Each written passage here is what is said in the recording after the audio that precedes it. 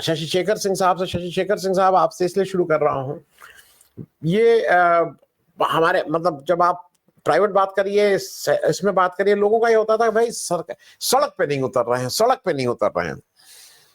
तो अंतोगत्वा इंडिया गठबंधन सड़क पे उतर गया। आज उसने स्पष्ट रूप से कहा है कि भाई ये जो महाराष्ट्र मॉडल और हरियाणा मॉडल करके जिस तरह से उन्होंने इलेक्शन चुराया है, उस तरह से हम इसका अब नया मॉडल लेके आए हैं कि जिसमें वो उसमें वोटर जोड़ने का काम कर रहे थे, इसमें वोटर काटने का काम कर रहे हैं, हर तरह के कॉम्बिनेशन को कर रहे हैं। उनका इसको हम होने नहीं देंगे। और एक बात राहुल गांधी ने जो पहले नहीं कहते थे, मैंने पहली अब वो कहे हैं, उन सारे अधिकारियों से उन्होंने कहा कि याद रखिएगा कि सरकार बदल भी सकती है। इस तरह की भाषा पहले राहुल गांधी नहीं बोलते थे। तो पहला शशि शेखर भाई साहब, बीजेपी तो बेंट अपॉन है, इलेक्शन कमीशन तरह तरह के बच्चों जैसे नए नए एक्सप्लेनेशन दे रहा है कि ये क्यों आवश्यक है। इस चक्का जाम से क्या इलेक्शन कमीशन इसमें कुछ रद्दोबदल करेगा, इसको जैसा था वैसे ही छोड़ेगा, या वो पूरी कोशिश करेगा कि नाम कटे, नंबर एक।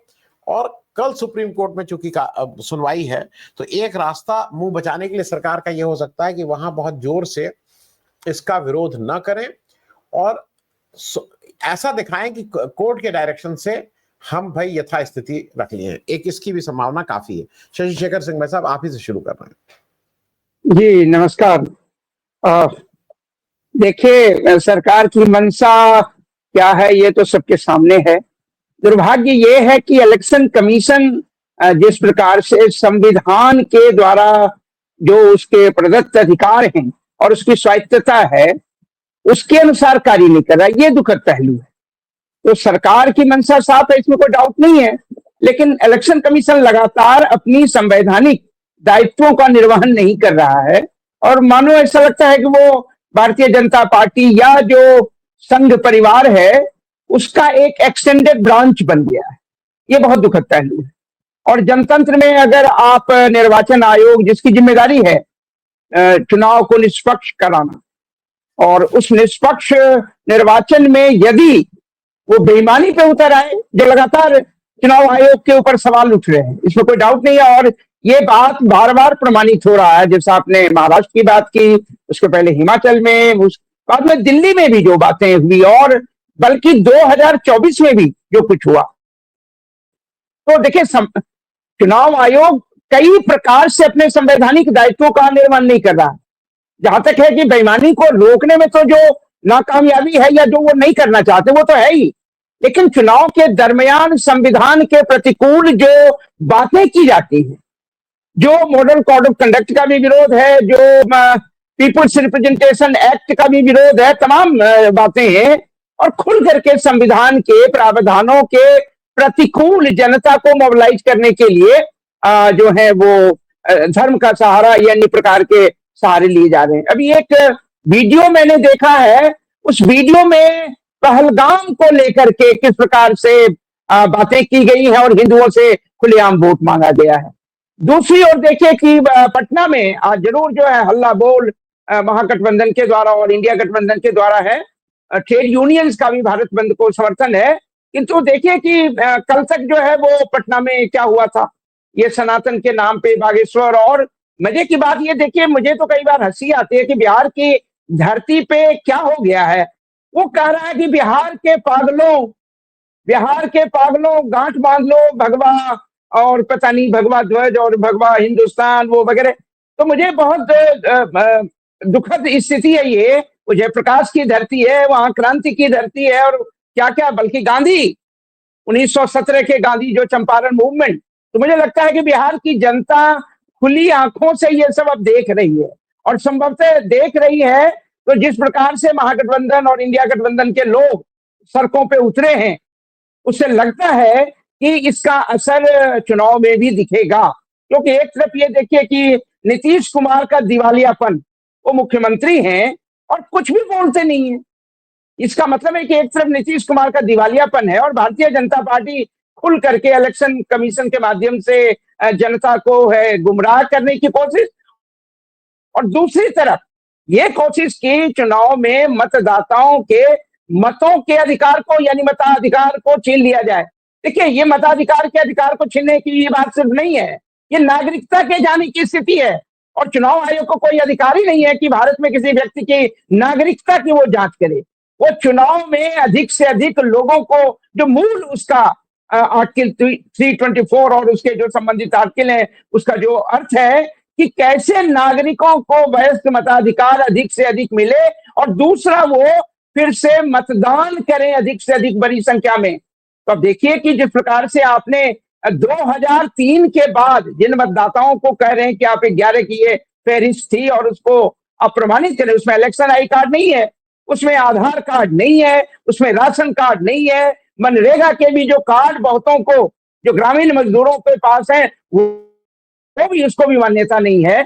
इसका मतलब है कि सीधे सीधे उनसे उद्देश्य है कि बिहार की जनता के लगभग 3 करोड़ से ऊपर लोगों के मताधिकार को छीन लिया जाए। यानी कि आपने जो कहा कि अब तक एडिशन करते थे, वो महाराष्ट्र में यही हुआ। और दूसरी तरफ अब वो नाम को काटना चाहते हैं। इसका मतलब है कि एन केन प्रकार वो भारतीय जनता पार्टी या एनडीए गठबंधन को चुनाव में उसकी जीत को सुनिश्चित करना चाहते हैं। तभी तो जहां आवश्यकता होती है वोट को ऐड करके कर दीजिए। काउंटिंग में जो तमाम तरह की गड़बड़ियां हुई है वो भी आप देख ही रहे हैं 2014 से, जो है, क्योंकि जो मतदान होता है और बाद में जो मतदान के परिणाम आते हैं और वो जो काउंटिंग के परिणाम आते हैं, वो दोनों में काफी डिफरेंस है। तो इसका मतलब है कि तमाम तरह के सवाल हैं।